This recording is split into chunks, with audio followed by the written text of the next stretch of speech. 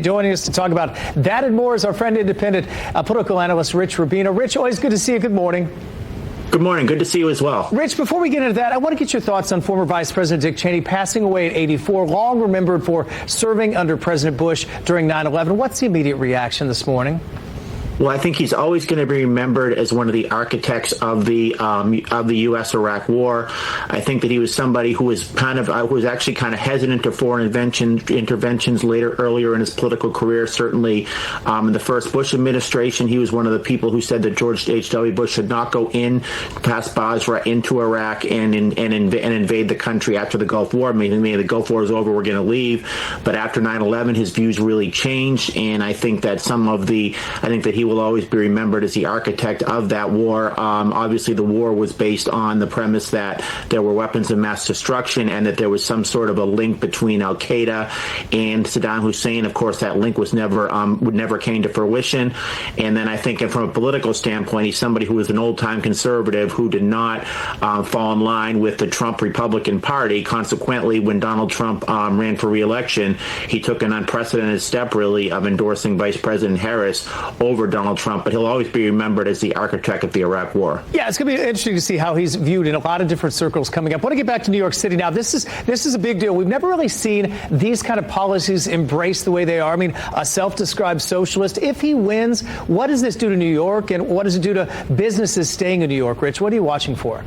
Yeah, it's a great question, and he's obviously gotten a lot of support with many younger voters, some voters of lower income, some voters of high income as well. But I think that the trepidation and the card of some in New York is that some wealthy people who will not want to pay the increased taxes will want to flee to a state like Florida state, which does not have an income tax, for example. And I think that Governor DeSantis is certainly welcoming that possibility, if you will. How many people that actually will be, I don't know, but it seems like if you look at the numbers, it's up to 10-15% of people in New York are saying they're going to flee. Now, are they actually going to flee? We don't know. And how much of his tax proposals are actually going to be are going to go into fruition?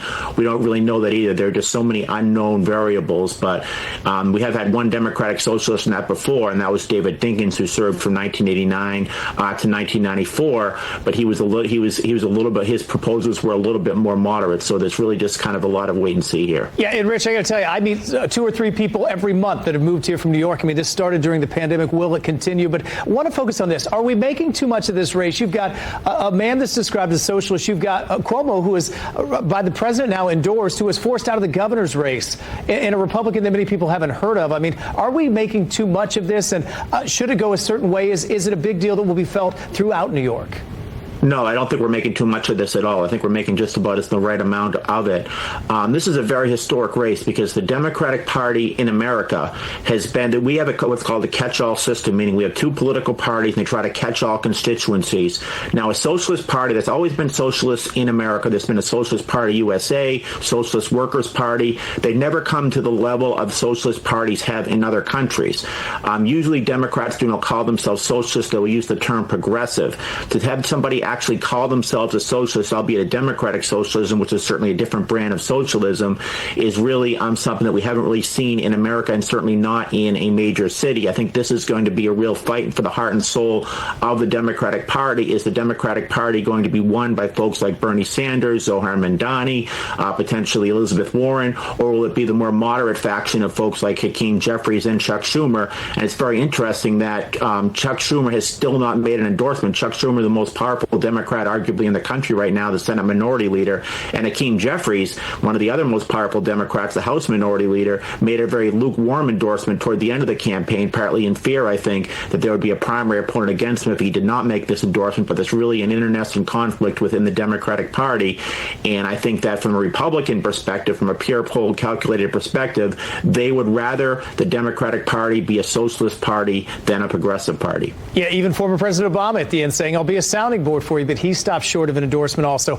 No matter what happens tonight, Rich, it's going to be an interesting night in New York City. We're also watching some governor races as well, but appreciate the insight. Interesting times tonight for sure.